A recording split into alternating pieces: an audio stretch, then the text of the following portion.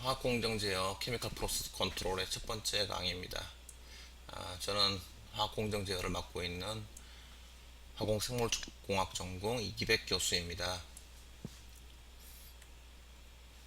자, 이 과목의 강의 목표를 설명드리겠습니다. 자, 시간 순서대로 다루고 있는데요. 1. 공정 제어의 주요 개념을 설명할 수 있고, 주요 개념이라고 하는 것은 이제 주로 대목임 제어에 대한 부분이 되겠습니다. 그리고 제어의 목표가 되는 제어 변수라든지 이 제어 변수를 우리가 원하는 값으로 만들기 위해서 원하는 값이라고 하는 게 설정치고요. 원하는 값으로 만들기 위해서 움직여야 되는 조절해야 되는 변수를 조절 변수라고 하게 됩니다. 두 번째는 1, 2차 공정, 화학 공정을 이제 1차 공정 또는 2차 공정으로 주로 나타나게 됩니다. 고차 공정도 배우게 되지만 1차 공정 또는 2차 공정으로 나타나게 되고, 요 공정에서 제어의 목표가 되는 이 제어 변수들이 시간에 따라서 어떻게 변화하는지를 나타내는 응답 특성을 배우게 되고요. 이런 그 응답 특성들이라든지 이런 개념들을 배우기 위해서는 라프라스 변환을 또 배워야 됩니다. 화학 공정을 에다가 이제 제어기를 붙여서 제어를 하게 되는데, 이때 이제 화학 공정을 먼저 어떤 특정 모델, 1차 공정의 모델로 나타내는 방법을 배우고요. 물론 이제 그냥 1차 모델로 나타내는 경우도 있지만, 보통은 이제 1차 공정 플러스 시간 지연이 있는 그런 모델이 되게 됩니다. 그렇게 해서 이제 제어기를 이제 설계를 하게 되는데, 이 제어기 설계하는 게 주로 이 제어 변수와 조절 변수를 결정하고, 그 다음에 제어기의 개수를 조정하는 거, 요런 거를 이제 우리가 제어기를 설계한다고 얘기를 합니다. 그래서 요약하면 이제 공정 제어의 주요 개념을 설명할 수 있고요. 그 다음에 이런 것들을 이용해서 제어 시스템을 설계할 수 있는, 이렇게 되는 게 이 강의의 목표가 되겠습니다. 할 수 있어야 됩니다.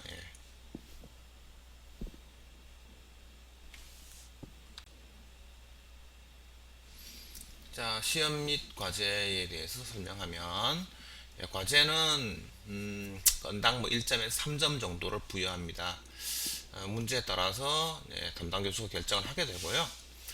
대부분의 경우에는 강의 중에 제출하는 과제가 많습니다. 더 많고요. 과제는 어떤 경우든지 제출하지 않게 되면 이유 없이 전부 0점 처리하게 됩니다.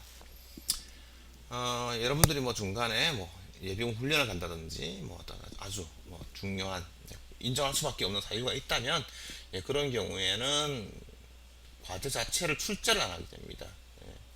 그래서 어쨌든 미제출하게 되면 이유 불문하고 0점 처리를 하게 되고요.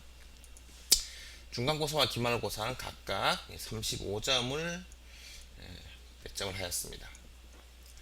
이런 과제와 중간고사, 기말고사에 대해서 성적이 나오게 되면 여러분들 이의 신청을 할 수 있어야 되는데, 성적이 발표된 뒤에 일주일 동안의 시간만 주게 됩니다. 교수가 잘못했더라도, 채점을 잘못했다고 하더라도 일주일이 지나게 되면 정정해 주지 않게 됩니다. 그러니까 결과가 나오면 즉시 잘 확인하고 필요한 경우에 이의 신청을 해줘야겠습니다. 그래서 성적 처리는 시험 및 과제가 70점 플러스 과제 점수가 되겠는데, 과제 점수는 대략 10점 정도로 보면 되겠습니다. 출석이 10점인데요. 시간당 1점이 감점이 됩니다. 시간이라고 하는 거는 이제 50분을 얘기하는 게 아니라 75분 수업 한 번을 얘기하게 됩니다. 3번 지각하게 되면 한 번 결석으로 처리를 합니다. 10분 지각까지는 이제 지각이고요. 10분을 넘어가서 늦게 오게 되면 결석으로 아예 처리를 하게 됩니다.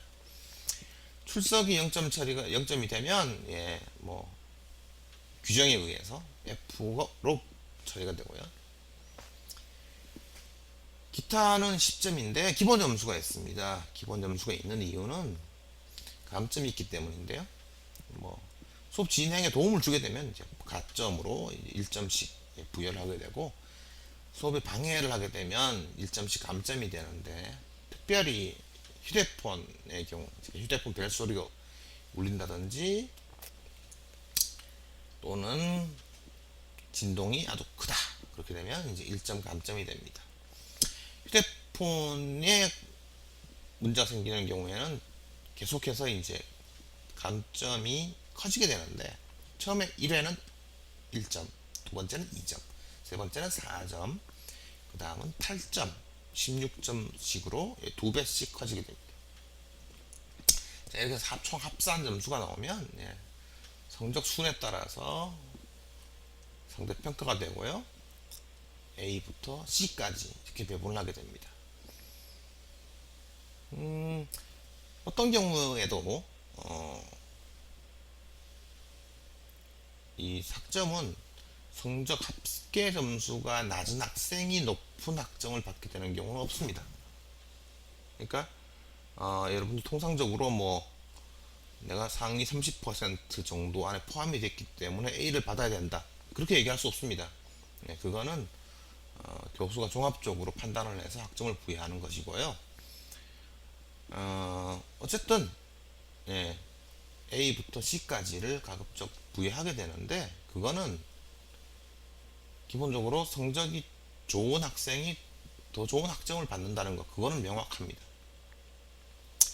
그리고 C까지 부여한다고 했지만, A부터 C까지 부여한다고 했지만 도저히 뭐 감당할 수 없는 점수를 나타내는 학생은 어쩔 수 없이 뭐 D나 F를 줄 수밖에 없습니다.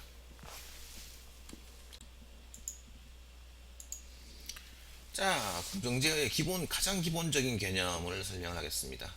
도대체 공정제어란 게 뭐냐? 자, 여기 쓰여있죠? 공정을 감시하다가 외란이 생기거나 조업 조건의 변경이 되면 공정변수라고 하는 게 이제 뭐 제어 밸브나 모터의 속도 같은 걸 얘기하는데, 이런 거를 움직입니다. 그래서 공정을 원활한 상태로 유지하는 거, 이거를 공정 제어라고 하는데, 이 공정을 감시한다는 게 뭐냐면 우리가 목표로 하는 어떤 변수가 있어요. 이것도 공정 변수죠. 여기 있는 것도 공정 변수. 이런 걸 조절 변수라고 하는데, 이런 공정 변수는 조절 변수. 제어의 목적이 되는 변수를 제어 변수라고 하는데, 제어 변수를 감시합니다. 모니터링 하죠. 이건 센서가 필요합니다. 예를 들어서 아래쪽에 이제 뭐 탱크가 하나 있어요. 간단하게 물탱크라고 하죠. 물탱크가 있어서 이 탱크의 액위를 이렇게 쭉 일정하게 유지시키고 싶어요. 이 탱크에는 이렇게 밖에서 물이 들어오는 부분이 있고 아래쪽으로 이렇게 물이 흘러나가는 부분이 있는데, 만약에 이 물이 가득 차게 되면 들어올 수 없게 되죠. 유입되지 않게 되죠. 그럼 압력이 엄청나게 올라가겠죠. 어쨌든 그렇게 되면 이 탱크에 심각한 문제가 생길 겁니다. 가득 찬 부분뿐만 아니라 이게 액유가 아래쪽까지 떨어지게 되면 이쪽으로 나가는 양이 없게 되겠죠. 공정이라는 게 이제 모든 장치가 다 연결되어 있는데 아예 공급이 안 되는 부분이 생긴다. 이것도 아주 심각한 문제 중에 하나가 될 겁니다. 자, 이 액위를 일정하게 유지시키기 위해서 센서가 필요합니다. 액위를 측정을 하기 위한 레벨 센서가 있고요. 이 값을 어디로 보내냐? 제어기로 보냅니다. PID 컨트롤러라고 쓰여 있는 이 제어기로 보내게 되고요. 이 제어기가 뭘 움직이냐면 여기 밸브가 있어요. 밸브가 여기 아래 이쪽에 파이프에 연결이 되어 있는데, 밸브가 뭐냐면 간단하게 얘기하면 뭐 수도꼭지 같은 거라고 생각하면 됩니다. 수도꼭지가 달려 있어서 수도꼭지를 사람이 아니라 이 컨트롤러가 열고 닫게 됩니다. 기계가 이제 열고 닫게 되는 거죠. 그렇게 해서 이 액위를 일정하게 유지시킵니다. 외란이라고 하는 거는 예를 들어서 이제 이 탱크로 들어오는 유입되는 양이 변화합니다. 많이 들어올 수도 있고 적게 들어올 수도 있겠죠. 이렇게 되는 걸 외부의 변수가 변화를 일으켰다고 해서 외란이라고 합니다. 또는 이 액위가 예를 들어서 이 전체 탱크의 높이가 10m인데 액위가 7m에 이렇게 일정하게 7m가 되도록 하고 싶어요. 이 7m 또 6m 뭐 이렇게 어떤 값을 정하게 되면 그거를 설정치라고 부릅니다. 설정치가 뭐 7m였다가 우리가 7m를 뭐 5m로 바꾸고 싶어요. 그런 걸 설정치가 바뀌었다고 하는데, 예. 그렇게 바뀌게 되면 우리가 이 밸브를 움직여줘야 됩니다. 예를 들어서 뭐 7m였다가 5m로 내리고 싶어요. 그러면 이쪽으로 많이 나가야겠죠. 밸브를 열어줘야 됩니다. 또는 뭐 이 유입되는 양이 뭐 증가했습니다. 액유를 일정하게 유지시키려면 증가한 양만큼 나가줘야 됩니다. 예, 그렇겠죠? 자, 그렇게 하는 거를 이제 우리가 공정 제어라고 부르게 됩니다. 자, 최초의 대목임 제어는 1434년에 세종 16년에 그 장영실이 만든 자경루 물시계가 최초의 대목임 제어로 알려져 있습니다. 아래쪽에 자경루의 사진이 나와 있는데요. 여기 위쪽에 보이는 항아리, 요게 이제 대파수호가 되고요. 작은 거, 요게 소파수호입니다. 그리고 아래쪽에 보이는 게 수수호라고 부르는 겁니다. 수수호 안에는 자대라고 해서 자를 넣어놨는데, 요게 이제 물이 이 소파수호에서 얼마나 떨어졌는지를 나타내는, 높이를 나타내는 그런 자가 되겠고요. 자경루가 시간을 알 수 있게 만드는 원리는 뭐냐면, 이 소파수호에서 물이 일정한 속도로 떨어지게 되면, 예를 들어서 뭐 1시간에 뭐 5cm씩 이렇게 물이 떨어진다 그러면 5cm가 올라갈 때마다 우리가 1시간이 지나갔다는 걸 알 수가 있죠. 이 소파수호에서 수소로 떨어지는 물의 양은 뭐에 따라 달라지냐 하면 이 소파수호의 물의 높이에 따라서 주로 달라지게 됩니다. 물론 이제 이 물의 높이뿐만 아니라 물의 밀도도 영향을 미치게 되는데, 물의 밀도는 우리가 기온에 따라 달라지죠. 그러니까 소파수의 뭐 물의 온도가 달라지게 되면 이 떨어지는 속도가 달라지게 됩니다. 그래서 이제 이 물시계는 그렇게 정확한 시계라고 볼 수는 없고요. 아무튼 주로 이제 가장 크게 영향을 미치는 게 소파수의 물의 높이이기 때문에 이 물의 높이를 일정하게 유지시키는 게 이 자경루에서 제어의 목적이 됩니다. 이 소파수의 물의 높이를 일정하게 유지시키기 위해 사용한 게 두 가지 방법이 있는데, 먼저 사용했던 게 이제 넘침법이라고 하는 겁니다. 여기 보이는 게 부유마개인데, 부유마개는 나중에 나오는 방식이고요. 여기에 이제 대파소에 물을 가득 담아놓고 이쪽으로 물을 흘리면 이게 소파소에 물이 가득 차게 되면 넘치죠. 그러면 넘치기 때문에 소파소의 물의 높이가 일정하게 유지가 되는 겁니다. 그렇게 하면 이제 대파소에 물을 계속 많이 넣어줘야 되죠. 계속 흘러 넘치니까. 그런 방식으로 하다가 부유마개라는 걸 넣었어요. 그래서 이제 소파소에서 물이 떨어지게 되면 이 부유마개가 아래쪽으로 내려가서 대파소에 물이 내려오고, 이제 소파소에서 물이 차게 되면 부유마개가 떠서 이쪽으로 대파소에서 소파소로 가는 요 배관을 막게 되죠. 이런 식으로 소파소의 물의 높이를 일정하게 유지시키는 거, 이게 부유마개 방식입니다. 자, 여기 보여주고 있는 거는 이 공정제어 전체에서 배우게 되는 내용을 이제 순서를 이제 보여드리고 있는데요. 먼저 용어를 포함해서 기본 개념을 배우고요. 그 다음에 공정을 식으로 나타내는 공정 모델을 만드는 방법을 배우게 됩니다.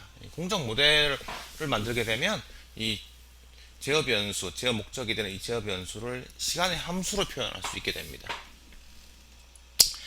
그거를 이제 우리가 이게 미분 방정식으로 보통 표현되는데, 이 미분 방정식을 풀기 위해서 요거를 이제 라플라스 변환을 배워서 요걸 전달함수 형태로 바꾸게 되는데, 이때 이제 t 영역의 함수가 s 영역으로 바꿔지게 되죠. 요게 전달함수가 되고요. 이 전달함수라는 게 결국엔 뭐냐면 제어 변수하고 뭐 조절 변수 또는 뭐 설정치, 외란 이런 것들과 제어 변수가 어떤 관계를 가지고 있는지를 나타내는 이런 함수가 전달 함수예요. 이게 이제 그림으로 그려서 이해하기 쉽게 나타낸 거. 이게 블록 선도고요. 자, 그 다음에는 이제 앞에 우리가 강의 목적에서 1차 공정, 2차 공정 얘기를 했었는데 이 제어 변수들이 시간에 따라서 어떻게 변하느냐, 시간에 따른 변화를 얘기하는 게 이제 동적 응답이라고 하는 겁니다. 동적이라는 게 이제 움직인다는 얘기죠. 시간에 따라서 움직이는 응답인데 이게 시간에 따라 x축의 시간입니다. 시간에 따라서 제어 변수가 이렇게 움직이는 경우 보통 이제 1차 공정이고요. 이렇게 진동하는 모양 2차 공정입니다. 물론 2차 공정의 응답 함수 그 그래프도 이런 식의 1차 공정과 유사한 모양이 될 수도 있는데 이런 거를 전부 동적 응답이라고 하고요. 자, 그 다음에 이제 이게 공정이 1차 공정인지 2차 공정인지 뭐 이렇게 확인을 해야 되는데 어떻게 확인하냐면 이게 공정에서 데이터를 가지고 옵니다. 측정을 하게 되죠. 그게 데이터예요. 데이터를 가지고 모델을 만듭니다. 이 모델을 만드는 방법을 이제 공정을 표현한다고 얘기를 합니다. 통상적으로 이제 1차 공정 플러스 시간 지연이 있는 모델로 표현을 하게 되고요. 그 다음에 이제 그런 공정을 표현한 다음에 제어 변수를 어떤 특정한 값 설정치가 되도록 제어기를 붙여주게 되는데 이 제어기에 개수를 결정하는 것을 우리가 제어기를 설계한다고 합니다. 이걸 하기 위해서는 또 이제 제어계라는 걸 알아야 되는데 제어계는 이 제어 변수를 측정을 하고 그 측정한 값을 가지고 제어 밸브가 어떤 값이 되어야 되는지를 결정하는 제어기를 또 배우게 되고요. 센서, 제어기, 제어 밸브를 배우게 되는데 이걸 합쳐서 제어계라고 묶어서 얘기를 합니다. 이 강의에서는 이런 순서를 따라서 배우는 강의를 하는 게 아니라 먼저 기본 개념을 배우고 제어계를 배운 다음에 공정 모델링으로 넘어가는 이런 순서를 따르고 있습니다. 처음부터 이제 수학 얘기를 너무 많이 하게 되면 학생들이 흥미를 잃어버리기 때문에 좀 흥미를 돋구기 위해서 제어계를 설명을 하고 공정 모델링으로 넘어갑니다. 그 다음에 이제 이 어떤 제어 구조가 안정한지 안 한지를 이제 판별하는 걸 이제 배우게 되는데 여기 파란색 그림을 보게 되면 이제 동적 응답이 이렇게 파란색으로 가게 되면 이제 이런 게 안정된 형태로 움직인다고 하는 거고요. 이렇게 이제 빨간색 선 같은 경우에는 이렇게 점점 폭이 커지고 있죠. 커지고 있어 이쪽 커지게 되는데 이렇게 되는 걸 이제 발산한다고 합니다. 발산하면 안 됩니다. 여러분 큰일 나겠죠. 뭐 예를 들어서 뭐 온도가 지나치게 높아진다든지 압력이 지나치게 높아진다든지 이렇게 되면 안 되죠. 자, 공정제의 목적은 안정된 조업을 하는 게 가장 큰 목적입니다. 공정이 안정되게 조업이 돼야 된다. 이게 이제 시간에 따라서 공정 변수가 이렇게 움직이는 게 있고 이렇게 움직인다. 보겠습니다. 자, 굉장히 변화폭이 크죠? 이렇게 작죠? 이렇게 되면 불안정한 조업이 됩니다. 너무 공정 변수 변화가 큰 거, 특정한 범위 내에서 공정이 움직이도록 하는 거, 이게 이제 안정된 조업을 말하는 거고, 이게 제어의 가장 큰 목적입니다.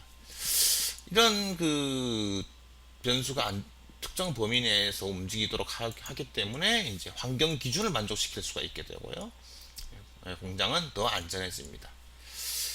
그리고 경제적 이득도 더 커집니다. 일반적으로는 이제 공정 제어를 하기 전과 후에 평균적으로 20% 정도 경제적 이득이 더 있다고 알려져 있습니다.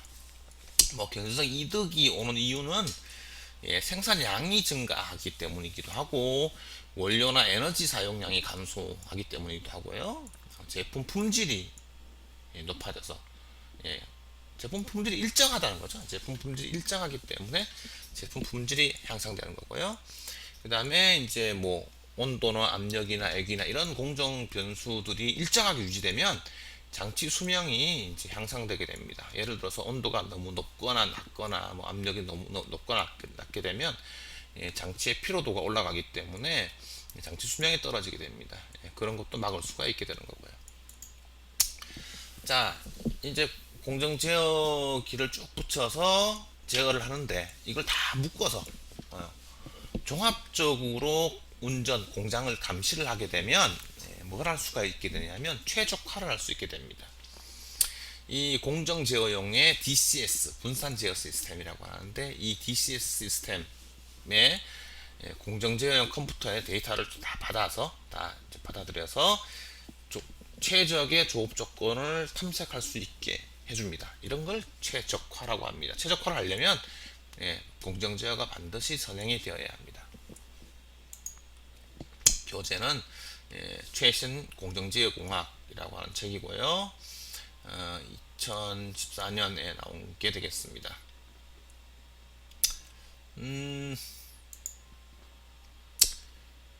자, 이제 뭐 네이버에서 검색을 해보면 최신 공정제어공학이라고 하는 책이 소개가 되어 있습니다.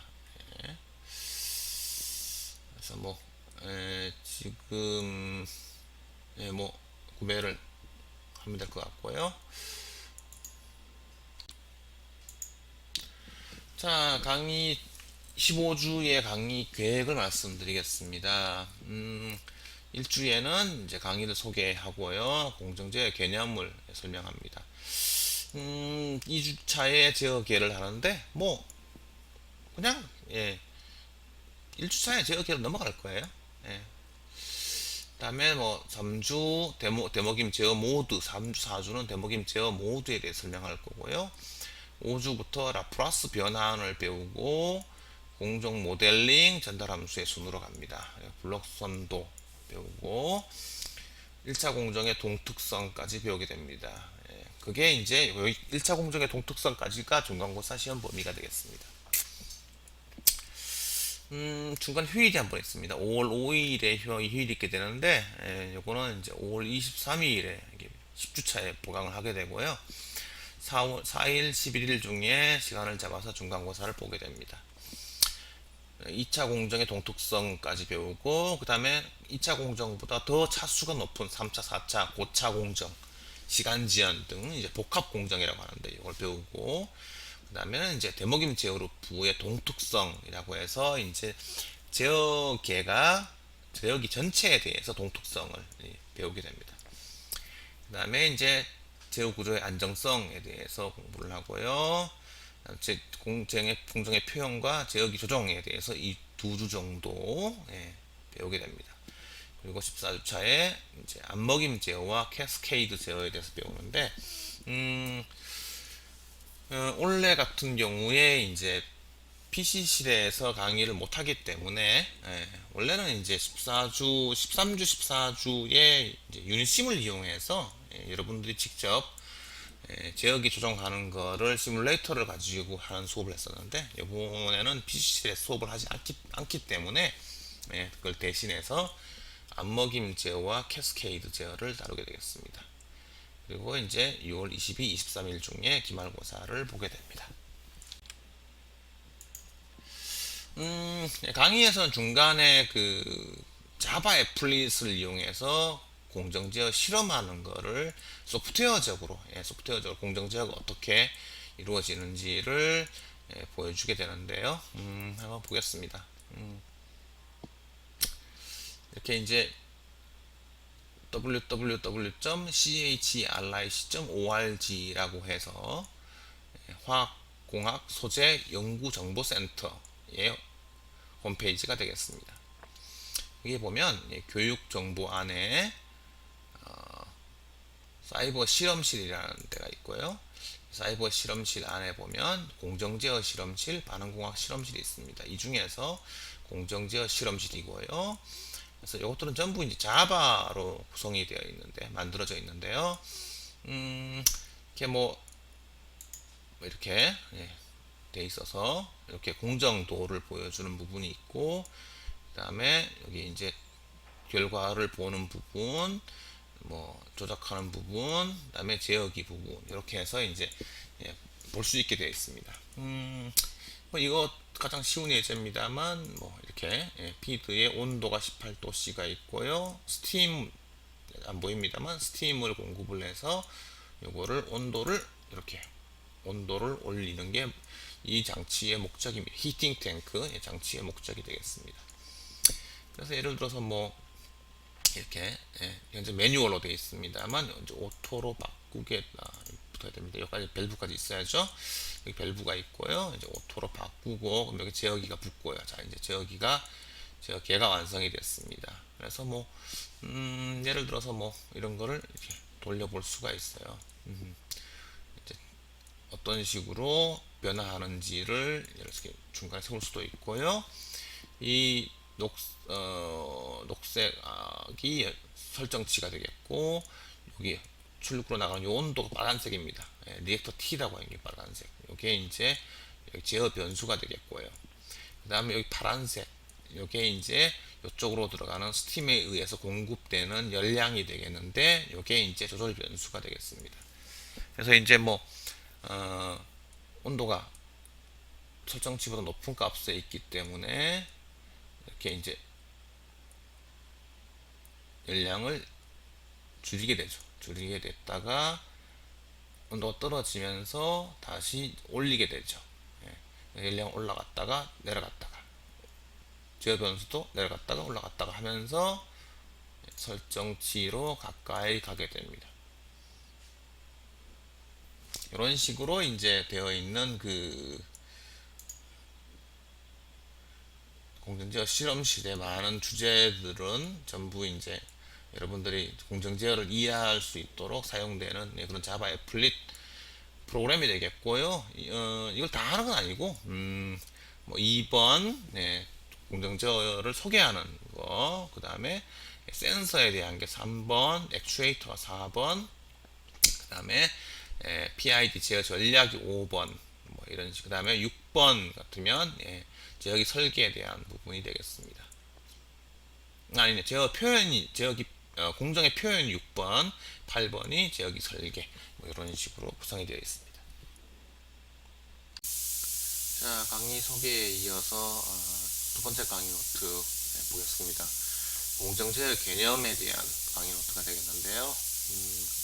이 강의 노트에서는 이제 기본 개념과 제어계에 대해서 다루고 있습니다. 이번 시간은 기본 개념의 내용에 대해서 다루겠습니다. 먼저 수동 제어와 자동 제어입니다. 수동 제어 매뉴얼 컨트롤이고요. 자동 제어 오토매틱 컨트롤이라고 되어 있습니다. 수동 제어라고 하는 건 이제 조업자가 오퍼레이터 여기 있고요. 여기 이제 공정이 있는데 그림으로 봐서는 보일러로 생각이 되죠. 그래서 이제 이쪽으로 물이 공급이 되고요. 물이 공급이 되면 오퍼레이터가 연료를 이렇게 공급을 해서 여기서 이제 불을 붙여서 그 연소열을 이용해서 물을 데워서 스팀을 만들어서 이렇게 빠져나가게 되는 그런 산업용 보일러가 되겠습니다. 온도 게이지, 온도 센서죠. 온도 센서가 있어서 이렇게 이제 온도계가 여기 스팀의 온도를 보여주게 되고, 오퍼레이터는 이 온도 게이지를 보고 밸브를 이제 열었다 닫았다 합니다. 즉 이제 뭐 예를 들어서 온도가 낮아졌다고 하면 연료를 더 많이 공급하기 위해서 밸브를 열게 되고, 뭐 반대는 뭐 또 닫아주면 되겠죠, 그죠? 그렇게 하는 방식이 수동 제어가 되겠습니다. 자동 제어에서는 사람이 이제 개입을 하지 않고 자동적으로 트랜스미터를 이용해서 측정된 온도가 제어기로 보내지고요. 컨트롤러 제어기로 보내지고, 이 현재 값이 설정치와 비교가 됩니다. 그래서 그게 제어기가 컨트롤 밸브를 열고 닫아서 이쪽으로 가는 공급되는 연료의 양을 바꾸게 됩니다. 이렇게 보면 이제 현대적인 화학 공장에서 수동 제어가 없을 것 같지만 그렇지는 않고요. 실제로 이렇게 설비가 되어 있다고 하더라도 어떤 중요한 상황, 그러니까 이제 공장을 뭐 켠다든지 시작하는 처음에 이제 공장을 시작하는 거 스타트업이라고 합니다. 스타트업 할 때나 공장을 끌 때, 셧다운 할 때는 이런 상황에서 이 조업자가 제어실 컨트롤룸에 앉아서 제어기에서 컨트롤 밸브로 가는 이 값을 직접 조절합니다. 그러니까 현장에서 공장에서 오퍼레이터가 이렇게 밸브를 직접 만지는 건 아니지만 직접 만지는, 그러니까 밸브를 직접 열고 닫는 것과 비슷한 효과를 내게 되는 그런 일도 있습니다. 또는 뭐 공장에 어떤 위험한 상황, 비상 상황이 발생을 하게 되면 그런 경우에는 이렇게 뭐 예를 들어서 밸브가 문제가 생겼어요. 고장이 났어요. 움직이지 않는다고 하면 요 컨트롤 밸브 옆에 이런 핸드 밸브가 같이 있어요. 같이 있게 되는데, 그러면 이제 이 밸브가 고장이 났다 그러면 이제 오퍼레이터가 현장으로 막 뛰어가죠. 뛰어가서 그 컨트롤 밸브 옆에 있는 핸드 밸브를 직접 움직이게 됩니다. 그런 경우도 있다는 것을 알고 계셔야겠습니다. 다음은 이제 공정 변수를 말씀드리겠습니다. 공정 변수의 구분은 이렇게 4가지 정도로 되고요. 오차는 공정 변수가 아닙니다. 자, 제어의 목적이 되는 변수를 제어 변수 CV, Controlled Variable이라고 하고요. 제어를 위해서 조절하는 변수를 Manipulated Variable, 조절 변수, 약자로 MV라고 합니다. 아래쪽에 지금 열교환기가 하나 예제로 보이고 있는데요. 이 열교환기의 목적은 뭐냐면 유입액이 이렇게 들어오게 되면 그 온도를 TI에서 온도 T로 이렇게 올리기 위해서 수증기가 공급이 됩니다. 그럼 수증기하고 이 유입액이 열교환이 일어나서 수증기가 응축하는 과정에서 전달된 잔열을 유입액이 받아서 유출액의 온도가 올라가게 되는 거죠. 이 과정에서 그 유출액의 온도가 제어 변수가 됩니다. 그러니까 이 공정에서 가장 중요한 건 유출액의 온도죠. 유출액의 온도를 올리는 게 이 공정의 목적이니까요. 그래서 이 온도가 되고요. 자, 이 온도를 우리가 원하는 값, 예를 들어서 뭐 한 200도씨에 맞추기 위해서 뭘 움직이냐면 이 제어기가, 수증기가 열교환기로 공급되는 양을 조절합니다. 이 양을 직접 조절할 수가 없죠. 수증기의 양을 직접 우리가 조절 변수를 하는 게 아니라 실제로 조절하는 거는 수증기에 연결된 이 밸브를 열리는 정도, 수증기 밸브 열리는 정도를 조절합니다. 그래서 이제 유출액의 온도를 측정을 해서 TT라고 하는 건 이제 템퍼러처 트랜스미터라고 하는 건데요. 뒤쪽에 제어기에 설명하겠습니다. 그래서 얘가 트랜스미터가 여기서 센싱된 측정된 값을 제어기로 TC, 템퍼러처 컨트롤러 제어기로 보내면 이 값이 여기서 수증기 제어 밸브의 열린 정도를 조절합니다. 밸브를 엮고 닫는 거죠. 그래서 이제 닫으면 많이 열면 수증기가 많이 들어가고요. 조금 열면 수증기가 조금 들어가겠죠. 그래서 이제 유출액의 온도가 제어가 되게 되는 거죠. 그래서 이 공정의 경우에는 이제 유출액의 온도가 제어 변수가 되고요. 그 다음에 조절 변수는 수증기 밸브의 열린 정도가 되겠습니다. 설정치인 setPoint라고 하고요. SP 약자를 사용합니다. 영어 사전에 보면 이 setPoint가 set 띄우고 포인트 이렇게 되어 있는데, 이쪽 업계에서는 이제 setPoint를 그대로 붙여서 사용하고 있습니다. 제어 변수가 가져야 될 값, 예를 들어서 뭐 유출액의 온도가 뭐 100도씨가 돼야 된다, 200도씨가 돼야 된다 하면 그 값이 설정치가 되는 거고요. 그 다음에 외란이라고 하는 게 있습니다. 그래서 이제 이 외자가 이제 한 개죠. 한 개죠. 그래서 이제 제어 변수에 영향을 주는 외부의 어떤 변화를 외란이라고 합니다. 디스터번스 베리어블 외란이라고 하는데, 네, 유출액의 온도에 영향을 주는 요소로는 뭐 예를 들어서 수증기의 퀄리티가 바뀔 수 있어요. 퀄리티라는 게 이제 수증기가 가진 열량이죠. 네, 이런 걸 나타내는 게 수증기의 온도입니다. 네, 수증기 온도가 또 수증기 압력이 될 수도 있고요. 네, 이런 것들이 달라지면 얘가 가진 열량이 달라지기 때문에 온도가 달라집니다. 또는 유입액의 온도가 달라져도 달라지죠. 유입액의 온도가 올라가면 당연히 유출액의 온도는 이렇게 수증기의 양이 똑같다고 하면 당연히 유출액의 온도도 올라가죠. 네. 이거 외에 뭐 여러 가지 형태의 외란이 가능한데요. 이거 외에도 예를 들어서 이 열교환기에 어떤 스케일이 생겨서 때가 낀다고 하죠. 때가 끼게 되면 스케일이 생기면 수증기와 이 유입액 사이에 열 전달이 잘 안 됩니다. 열 전달이 잘 안 되면 당연히 전달된 열량이 적어진다는 얘기고요. 그러면 유출액의 온도가 떨어지게 되죠.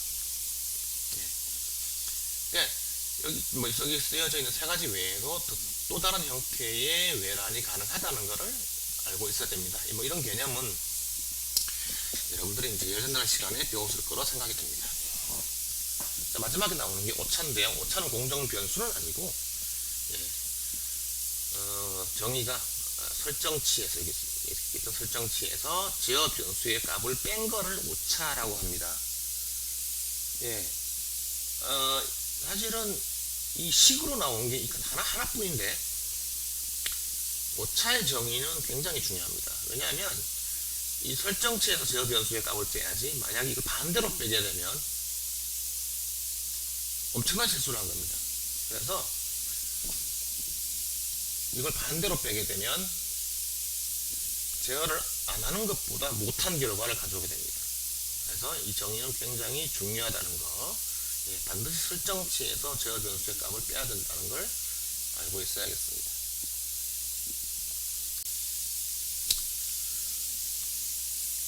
네, 다음은 이제 교재에 있는 보기 3개와 연습 문제 2개에 대해서 이제 제어 변수와 조절 변수를 어떻게 설정하는지에 대한 예제를 다뤄보겠습니다.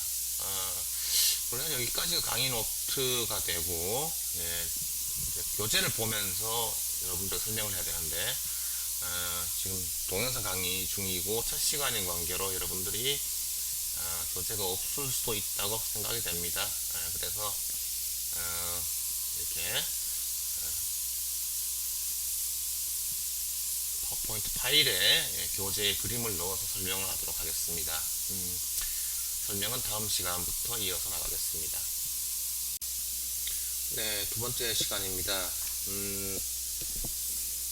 교재에 있는 보기를 이용해서 제어 변수와 조절 변수를 결정하는 것을 설명하겠습니다.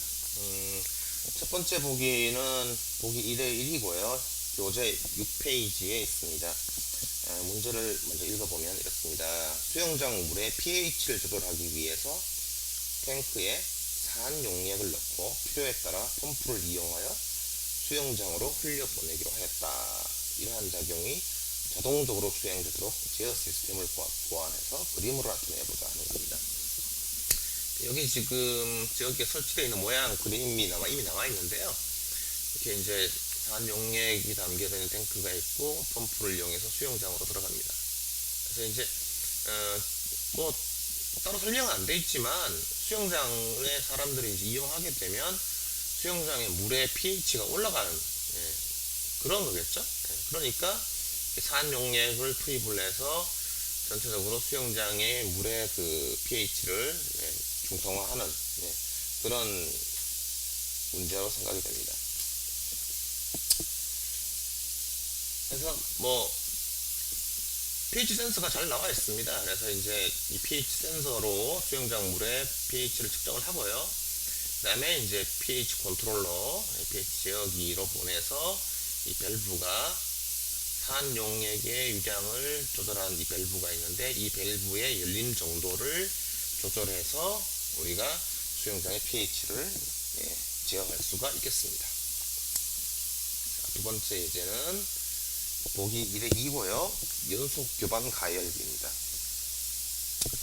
자, 교재를 읽어보면 다음 그림 1의 6은 연속 교반 가열기를 나타낸 것이다. 탱크로 유입액의 유량은 Wg/min으로 일정하게 유지되며 온도는 TI이고 가열기로부터 공급된 열량은 Q 칼로리/min이다. 열량은 수증기에 의해서 공급이 되고요. 그러니까 이 코일이 있을 것 같은데, 가열기가 있을 것 같은데 이쪽으로 수증기가 공급된다는 뜻입니다. 액체 밀도는 일정하다고 가정한다. 유출액의 온도, 이 T를 원하는 온도 TR 설정치를 얘기하는 거겠죠. TR을 유지시키기 위한 제어 구조를 고안해서 그림으로 나타내라 하는 것이 문제입니다. 예, 유출액의 온도를 측정을 해야겠죠. 예, 그래서 여기 이제 유출액 쪽에 온도 센서를 붙이고요. 그래서 템퍼러처 트랜스미터를 통해서 템퍼러처 컨트롤러 제어기로 들어가고 여기서 밸브 쪽으로 연결이 되어서 제어기가 이 수증기 공급 밸브의 열림 정도를 이렇게 조절하면 되겠습니다. 예, 뭐 앞에 우리가 처음 예제로 들었던 그런 열교환기와 거의 유사한 개념이 되겠습니다. 그죠? 예, 세 번째 보기 1의 3입니다. 8페이지고요. 예, 다음 그림 1의 8은 액체 저장 탱크를 보인 것이다. 자, 그림에서 유입액의 유량은 QI 큐빅피트 퍼 미닛이고 유출액의 유량은 QO 큐빅피트 퍼 미닛입니다. QI는 시간에 따라 조금씩 변하고 있다. 예, 이게 이제 QI가 외란이라는 것을 설명하기 위해서 이런 말이 나오고 있는 것 같습니다. 탱크 내 액위 H를 어떤 일정한 값으로 유지시키기 위한 제어 구조를 보완하고 그림으로 나타내어라 했습니다. 이제 액위, 수위가 아니고 액위네요. 네, 액위고요. 수위는 이제 물의 높이를 얘기하는 거고요. 액위죠. 네. 우리가 그 공정제어에서 이 액체 저장 탱크의 액위는 굉장히 많이 사용되는 예제입니다. 뭐 여기뿐만 아니라 뒤쪽에서도 굉장히 많이 나오는데, 왜냐하면 이 액체 저장 탱크의 액기가 전형적인 1차 공정이 됩니다. 그래서 1차 공정의 예로서 많이 사용되는 그런 예제라고 보면 되겠습니다. 예, 앞서와 마찬가지로 이제 액위를 이제 직접 측정하면 되죠. 직접 측정해서 레벨 트랜스미터 전환기를 거쳐서 제어기를 보내고 이 제어기가 유출액의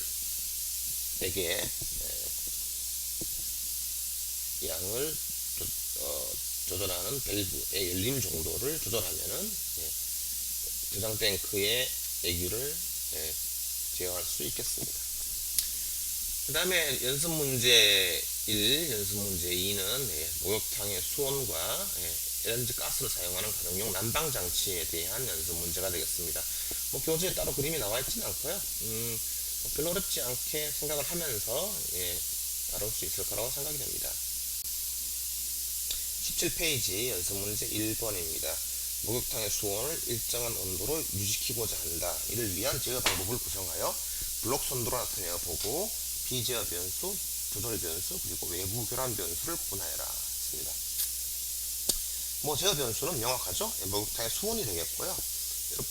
기본적으로 가정용 집에 있는 목욕 욕조하고 여기서 말하는 목욕탕이라고 하는 건 아마 대중 목욕탕을 얘기하는 거죠. 대중 목욕탕의 수온 조절 방법은 약간 가정용과 다릅니다.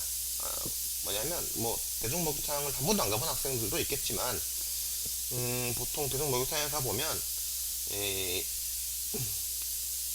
그 따뜻한 온수가 나오는 그 수도꼭지와 그 찬물이 나오는 냉수가 나오는 수도꼭지에서 두 개가 있습니다.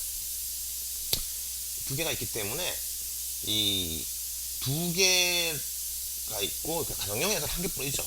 그래서 이제 보통 직접적으로 이제 이렇게 물론 예전에 뭐 가정용 집에서도 수도꼭지가 이제 두 개를 사용했습니다만 지금은 뭐 보통 한 개를 사용하니까 여기서는 그냥 대중 목욕탕이라고 생각하고 설명을 하겠습니다.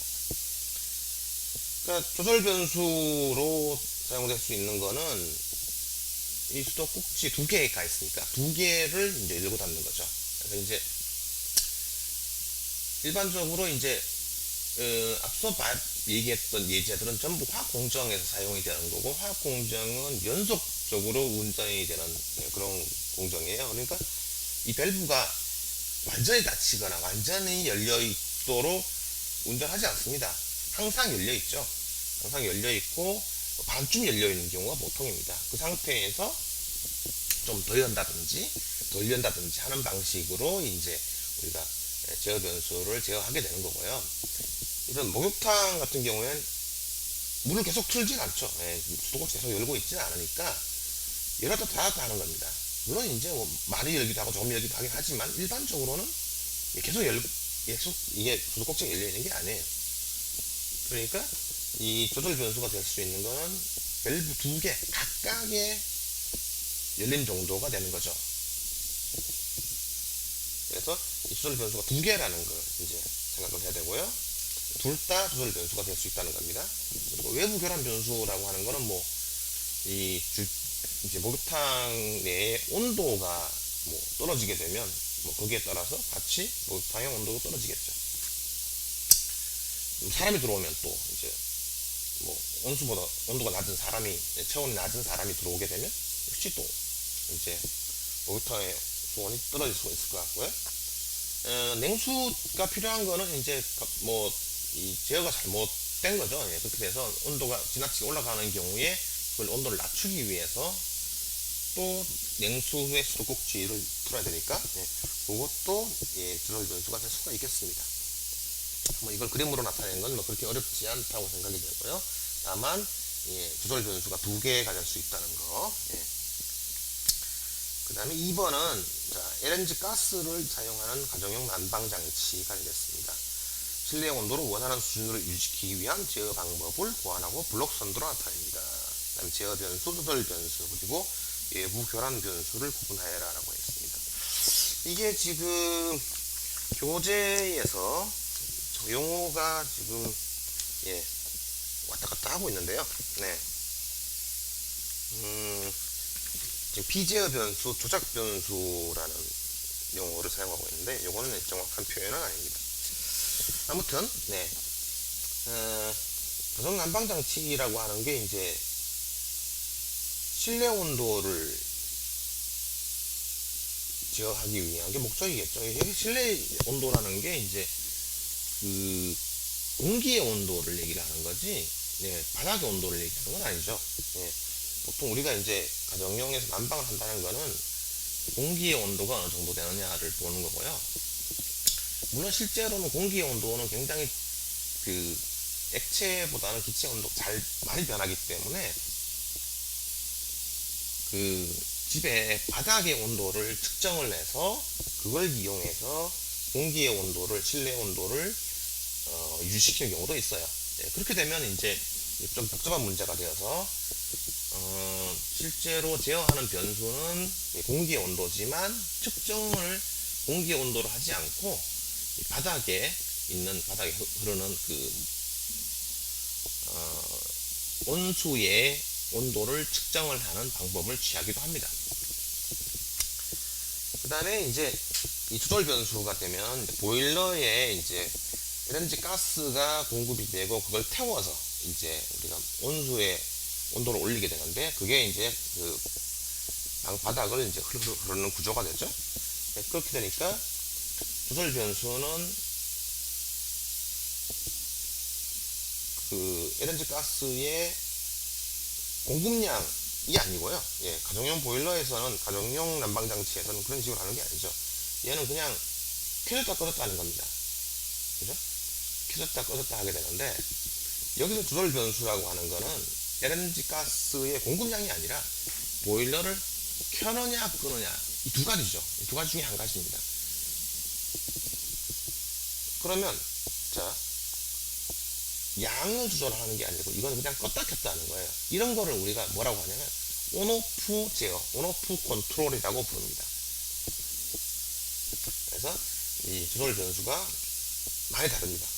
그리고 뭐 외부 교란 변수라고 하면 사람이 들어갔다 나갔다 하는 그런 것도 당연히 외부 교란 변수가 되고요. 그 다음에 뭐 지배, 그 실내 온도라고 하는 거는 외부 온도의 영향을 굉장히 많이 받죠. 그래서 가장 큰 외란 변수가 될 수 있는 거는 외부의 집 외부의 온도가 가장 많은 영향을 줄 것 같고요. 그 다음에 보통 뭐 단열을 집에 보통 단열 설비를 하죠. 단열 설비가 어떻게 되어 있느냐에 따라서 또 실내 온도가 영향을 또 많이 받습니다. 그래서 뭐 단열이 잘 되어 있으면 단열재 성능이 안 좋아지면 또 온도가 뭐 많이 변화하겠죠.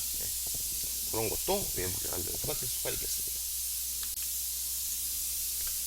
자, 그 다음에 화학 공정에서 주로 나타나는 단위 장치에 대해서 어떤 것을 제어 변수로 하는 것이 좋으냐를 한번 얘기해 보겠습니다. 앞쪽에서도 예제로 다루었던 이 열교환기의 경우에는 열교환기의 이 목적 자체, 공정상에서의 목적 자체가 온도를 우리가 올리거나 내리거나 하는 게 이제 열교환기의 목적입니다. 따라서 열교환기에서 제어 변수로 삼는 거는 대부분 이제 유출물의 온도가 자체가 제어 변수가 되어야겠죠. 그 다음에 이제 화학 반응기의 경우에는 화학 반응기 목적 자체가 반응을 시키는 거죠. 그러니까 반응을 우리가 원하는 정도, 즉 뭐 이 반응 진행도나 또는 전환율 자체가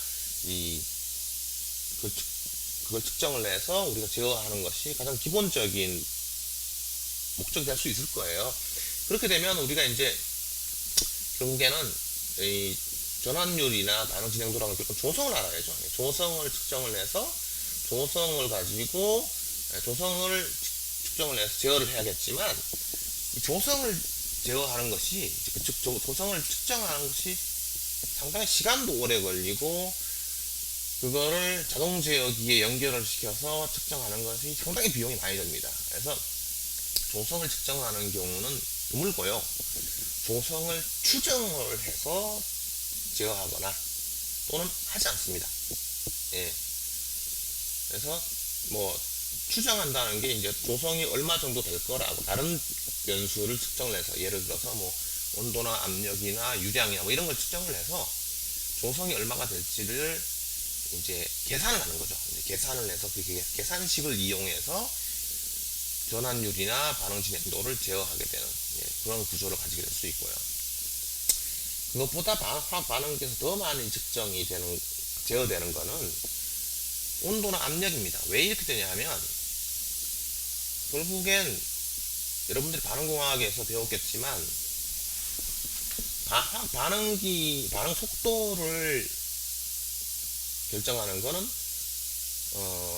온도와 그 다음에 이 조성이죠. 그러니까 조성을 측정해서 제어하기 힘들기 때문에 온도를 많이 제어하게 됩니다. 온도를 제어해서 반응 속도를 제어한다. 이런 개념으로 봐주면 될 것 같고요. 뭐 기체의 경우에는 사실은 압력 반응기가 기체 반응기를 얘기하는 거예요. 기체 반응기의 경우에는 압력이 굉장히 중요하죠. 왜냐하면 압력이 굉장히 많이 올라간다 하게 되면 반응기 자체에 뭐 안전 문제가 발생할 수 있죠. 그래서 뭐 반응기가 뭐 심하게 폭발한다든지 뭐 할 수 있는 게 되겠고요. 그 다음에 뭐 여긴 없지만 액체 반응기의 경우에는 뭐 액기를 제어할 수도 있을 거예요.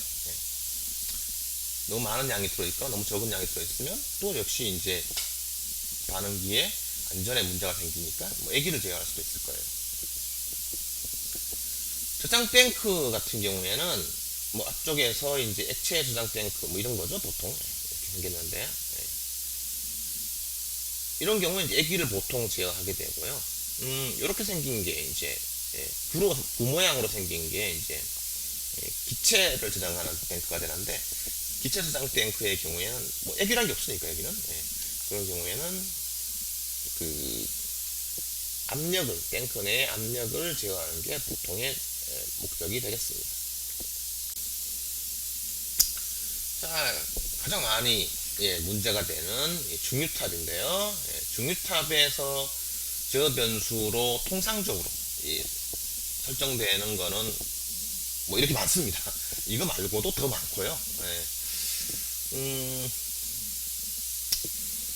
뭐 타워, 그 중립탑의 압력을 제어하는 거는 전체 성능, 이 중립탑 전체 성능도 좌우를 하지만 안전도 관련이 돼 있죠. 중립탑의 압력이 너무 지나치게 올라가게 되면 이 중립탑의 안전에 심각한 문제를 줍니다. 여러분들이 제어 변수를 생각날 때 이 공정, 이 장치에서 어떤 변수를 제어 변수로 할 거냐를 설정할 때 유념해야 되는 거는 뭘 생각하냐면 앞에 설명했던 이 공정제의 목적을 생각하는 겁니다. 도대체 이 공정제를 왜 하냐는 거죠. 안정된 조업이라고 얘기를 하는 거는 이 장치의 목적을 생각합니다. 장치의 목적을 앞에서 얘기했던 게 주로 이제 뭐 열교환기 같으면 온도를 올린다든지, 뭐 반응에서는 반응을 시킨다든지, 저장 탱크에서는 저장 목적이라든지, 이런 그 장치 본연의 목적을 생각을 하는 거죠. 그게 그 특정한 제어 변수, 공정 변수가 안정되게 일정한 값으로 유지되도록 만드는 거. 그게 이제 공정제의 가장 큰 목적이고요. 또 하나는 이제 뭐 액트 저장 탱크의 액위나 뭐 기차 저장 탱크의 압력처럼 안전을 또 생각을 해야 됩니다. 이 안전, 그러니까 어떤 특정 공정 변수가 너무 위험하지 않도록 해야겠죠. 뭐 여기 지금 빠진 부분이 있는데 중위탑 제어 변수 중에서는 여기 보면 뭐 보통 우리가 컨덴서가 있고 리보일러가 있는데 이 두 개 다 이제 액체를 담고 있는 여기 컨덴서에 드럼이 있고요. 여기도 이제 리보일러 쪽에 액체를 담는 부분이 있는데 거기에 액위가 뭐 올라간다든지 내려간다든지 뭐 지나치게 올라간다든지 내려가면 안 됩니다. 그래서 이 액위도 컨덴서와 리보일러의 액위도 마찬가지로 제어 변수가 될 수도 있어요. 그 중위탑의 안전을 위해서. 중위탑의 본연의 목적을 생각을 해보면 중위탑은 뭐 하는 거냐면 혼합물이 들어오면 그걸 분리시키는 게 목적이죠. 그러니까 중요한 거는 조성입니다. 조성. 그래서 탑 위쪽 오버헤드나 아래쪽 바텀 쪽 제품, 오버헤드 프로덕트나 바텀 프로덕트의 조성을 제어하는 게 뭐 가장 기본적인 제어 변수가 될 수가 있겠지만 앞에 반응기에서도 얘기한 것처럼 이 조성을 직접 특정하는 것은 상당히 어렵습니다. 그렇기 때문에 조성보다는 다른 수단을 이용해서, 다른 수단이라는 게 일반적으로는 뭐 온도인데요. 여기 나온 것처럼 타워의 뭐 위쪽 아래쪽의 온도를 제어하는 방법을 쓰기도 합니다. 이걸 이용해서 조성을 제어하는 거죠.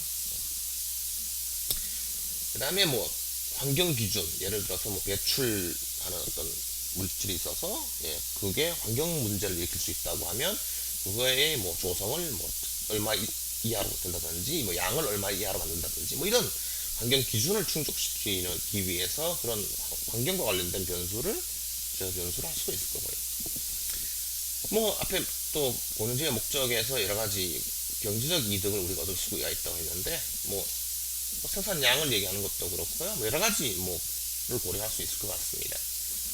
그래서 뭐 중립탑의 압력이라든지 리플럭스 레이셔 자체를 이제 제어할 수도 있고요. 레이셔를 하게 되면 이제 비율을 계산을 해야 되는데 리플럭스 레이셔를 제어하기도 하고 리플럭스 레이트를 제어하기도 하고 리플럭스라는 양 자체를 제어하기도 하고요.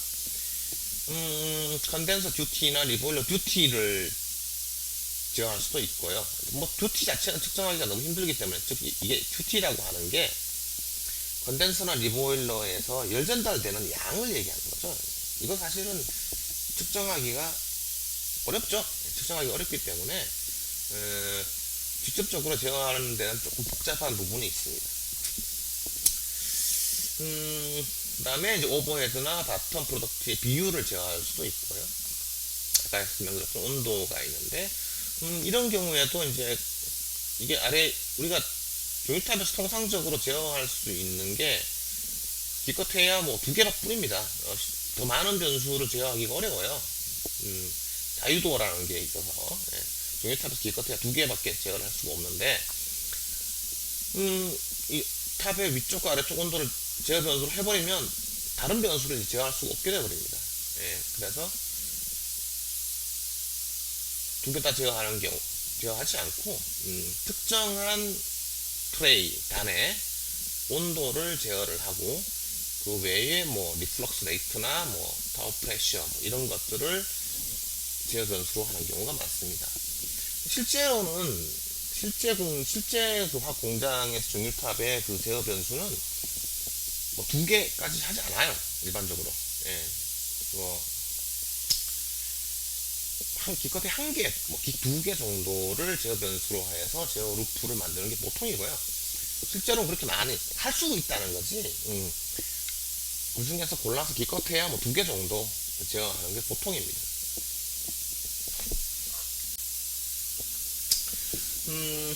네, 다음은 예제로 그 과거 시험 문제를 한번 가지고 와 봤습니다.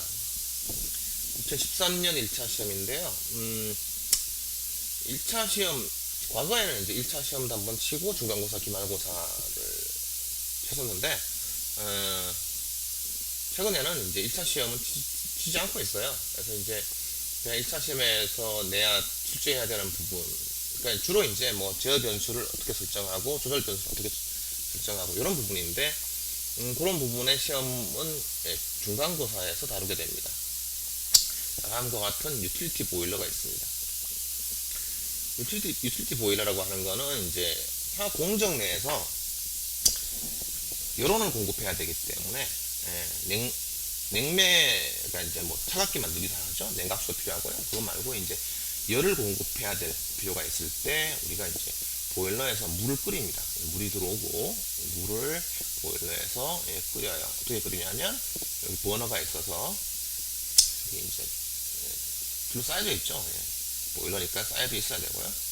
여기 보일러가 있어서 여기 버너에 공기와 연료를 공급을 해서 태워서 버너에서 이 보일러로 열이 전달이 되고, 그러면 물이 끓어서 스팀으로 나가게 됩니다. 그럼 이 고압 증기가 화학 공정의 열원으로 사용이 되는 거예요. 이렇게 이제 연료와 공기가 연소가 되어서, 연소된 뒤에는 연소된 그게 플루가스로 해서 배출이 되죠. 연도가스, 꿀도가스라고 부르는 플루가스로 배출이 되게 됩니다. 뭐 시험 칠 때는 뭐 이런 방금 내가 말로 설명한 걸 다 설명했었고요. 사실은 학생들이 유틸리티 보일러에 대해서 잘 모르니까 이런 거를 이 정도로 설명했다고 보면 되겠습니다. 그래서 뭐 이 공정에서 2개의 제어 변수를 선택을 하고 이유를 쓰라고 했습니다. 아마 중간고사에서도 이런 비슷한 문제가 나오게 될 거예요. 그러니까 이제 제어 변수를 결정을 하고 이유를 쓰라는 거고요. 그 다음에 제어 변수에 각각 적용될 수 있는 조절 변수를 쓰고 다이렉트 액팅 모드인지 리버스 액팅 모드인지 쓰시오 라는 게 문제인데, 여러분들 아직 다이렉트 액팅 모드와 리버스 액팅 모드 안 배웠습니다. 뒤에 PID 제어로 가면, 대먹임 제어 모드로 가면 설명할 거고요. 유 제어 변수에 대해 각각 가능한 외란은 어떤 것이 있나라는 것이 시험 문제였습니다. 이 장치의 경우는 실제 그 유틸리티 보일러는 굉장히 많은 제어 루프가 붙어요. 제어기를 붙입니다. 왜냐면 사실은 유틸리티 보일러는 굉장히 중요하고요. 그 다음 위험합니다. 중요하다는 의미는 어떤 거냐면, 화학 공장에서 열원으로 증기가 필요한데 고장이 났어요. 보일러가 고장이 나면 증기가 공급이 안 되죠. 공급이 안 되면 화학 공장을 세워야 됩니다. 굉장히 중요한 거죠. 위험합니다. 왜 위험하냐? 가장 중요한 게 이 유틸리티 보일러에서 안전 문제가 가장 중요한 거는 뭐냐면, 이 보일러가 굉장히 큰 열을 전달받는다는 거고요. 물이 스팀으로 만들어지는데 여기 물이 공급되는 것보다 스팀으로 생산되는 양이 훨씬 더 많아져서 보일러 안에 물이 없어지게 되면 이 보일러가 전달되는 열로 인해서 녹아버립니다. 굉장히 큰 문제죠. 예. 그렇기 때문에 안전 측면에서 봤을 때 가장 중요하게 생각돼야 되는 제어 변수는 보일러 내의 물의 수위가 되겠습니다. 안전을 위한 거죠. 예. 보일러의 안전을 위해서 필요한 거고요. 그 다음에 이 보일러의 본연의 목적을 생각해 보면 스팀의 온도나 압력이 또 중요합니다. 그죠? 그렇기 때문에 요 온도나 압력이 통상적으로 압력을 사용하는데요. 이제 압력이 제어가 되어야 됩니다. 이 보일러 자체 목적 때문에. 또는 환경 문제를 생각해 보면 이 플루가스를 우리가 이제 불완전 연소가 되면 일산화탄소가 많이 나오겠죠? 일산화탄소가 많이 나오면 환경 문제를 일으키기 때문에 구속된 사안이기 때문에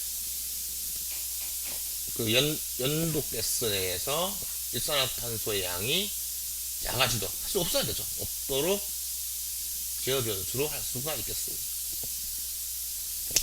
뭐 이거 외에도 뭐 여러 가지가 있을 수가 있죠. 뭐 사실은 뭐 이게 연결되어 있으면 더 많은 제어 변수를 생각할 수 있는데 뭐 그 정도로 생각할 수 있을 것 같고요. 자, 그 다음에 조절 변수를 생각해 보면 여기 보일러의 수위가 이제 제어 변수라고 하면 이 애기를 일정하게 유지시키기 위해서 스팀이 조금 나가면 애기가 낮게 일정하게 유지된다. 일정하게 이걸 스팀의 양을 일정하게 해서 여기를 일정하게 한다. 그렇게 하기 어렵죠. 예. 물론 이쪽으로 많이 나가게 되면 애기가 달라지긴 하겠지만 또는 연료를 많이 공급을 하게 되면 스팀으로 많이 발생을 해버리니까 애기가 달라지긴 하겠지만 좀 더 쉬운 방법, 좀 더 애기를 제어하기 쉬운 방법은 이 냉각수가 아니죠. 공급되는 물의 유량, 여기 제어 밸브를 달아서 우리가 조절을 해서 애기를 제어할 수 있을 거예요. 그 다음에 이쪽으로 가는 스팀의 압력을 우리가 제어한다고 하면 이쪽을 많이 발생을 시키려면, 스팀을 많이 만들려면 연료를 많이 공급해줘야겠죠. 연료를 많이 공급해줘서 많이 떼면 열이 많이 공급이 되면 스팀이 많이 생산이 될 거예요. 그리고 또 하나 이제 이쪽으로 가는 연독가스 내의 일산화탄소의 양이라고 하면 실제로는 조성을 측정을 해서 하는 경우가 드물고요. 여기 연독가스의 일산화탄소의 조성을 측정을 해서 하는 것보다는 일반적으로는 그냥 이 연료와 공기의 비율을 제어 변수로 해서 하게 됩니다. 그래서 뭐 직접적으로 이제 조성을 측정하는 것보다는 연료에 맞추어서, 연료는 뭐 가스가 될 수도 있고气가 될 수도 있고 그렇지만 거기에 따라서 이 공기의 비율을 적당히 맞춰줘서 비율에 따라서 하면 이 조성이 제어가 될 거예요. 그러니까 직접적으로 조성을 제어한다기보다는 연료의 양에 따라서 공기의 양을 비율을 봐서 그거를 이제 공기의 양을 조절하는 방법을 사용을 하게 되죠.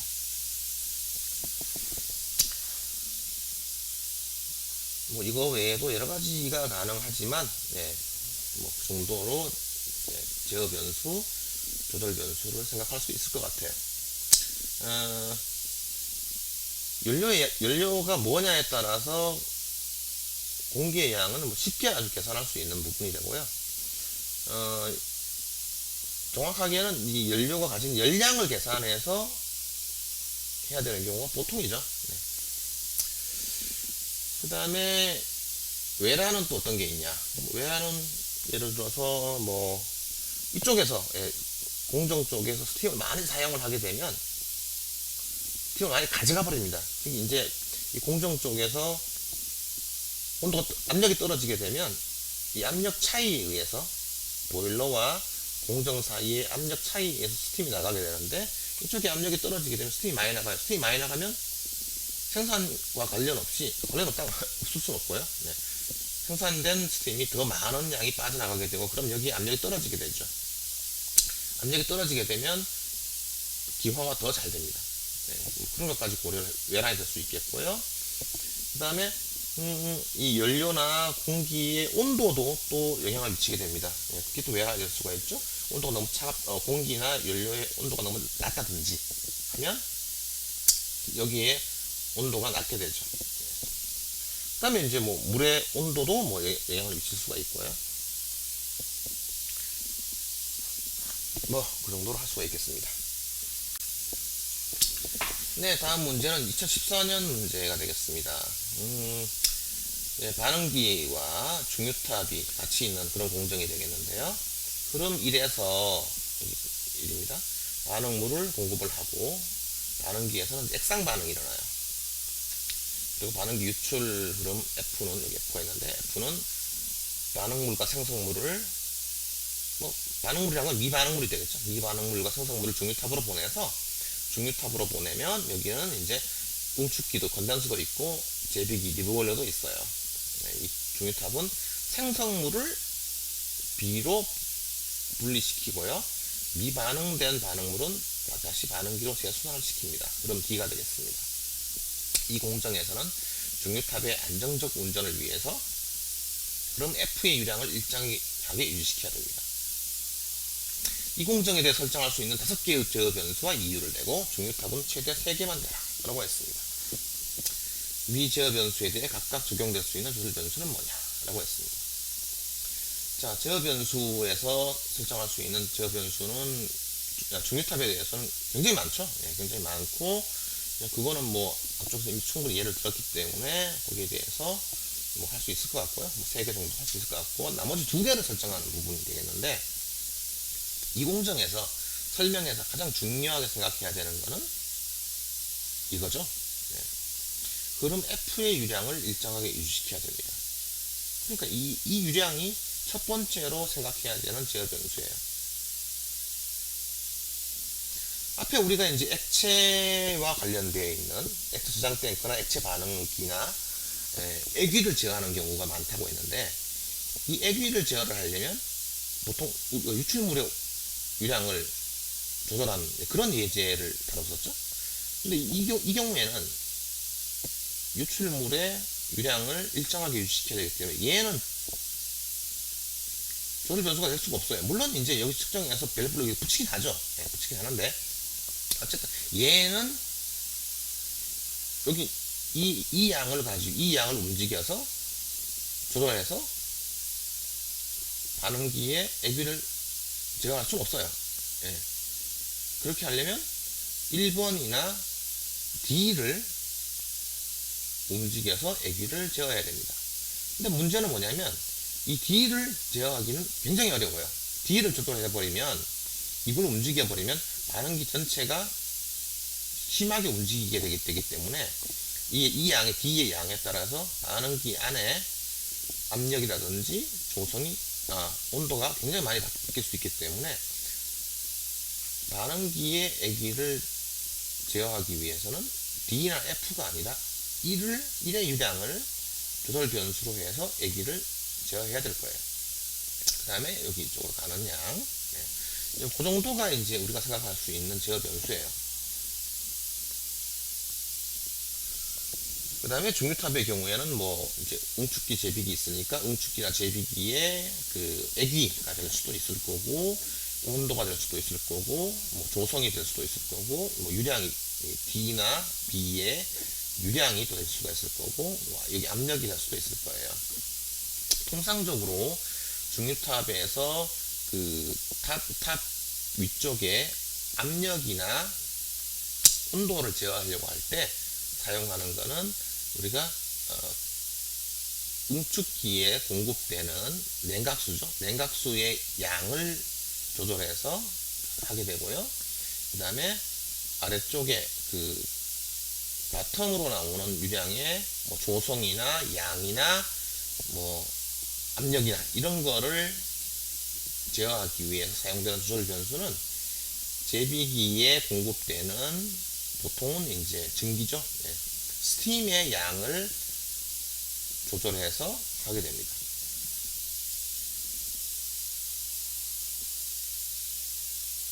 그 다음에 리플럭스가 있게 되니까 리플럭스 레이트에 리플럭스 쪽에 밸브를 달아서 리플럭스 레이트를 조절하는, 그게 이제 뭐 이 D의 양과 관련돼 있죠. 뭐 리플럭스 레이트 자체를 제어할 수도 있고요. 또는 이렇게 리플럭스 레이셔 D하고 R과 관계에 의해서 리플럭스 레이트를 제어 변수로 해서 거기에 밸브를 달 수도 있을 거예요. 실제로 이제 그 앞에 설명한 걸 잊어버렸는데, 중류탑에서 제어 변수로 할 수 있는 거는 굉장히 많은데 조절할 수 있는 거는 그렇게 많지 않아요. 중류탑에서 조절 변수로 사용할 수 있는 거는 뭐 이쪽에 유출되는 유출물 쪽에 밸브를 달 수도 있고, 유출되는 탑 위쪽에 밸브, 아래쪽에 밸브, 리플럭스 쪽에 밸브, 그 다음에 응축기나 리보일러 쪽에 뭐 이쪽에는 냉각수, 그 다음에 중기의 스팀의 유량 조절 밸브, 그 다음에 피드의 유량 조절 밸브, 뭐 그 정도가 생각할 수 있는 조절 변수입니다. 그걸로 앞에 설명했던 수많은 제어 변수를 제어해야 됩니다.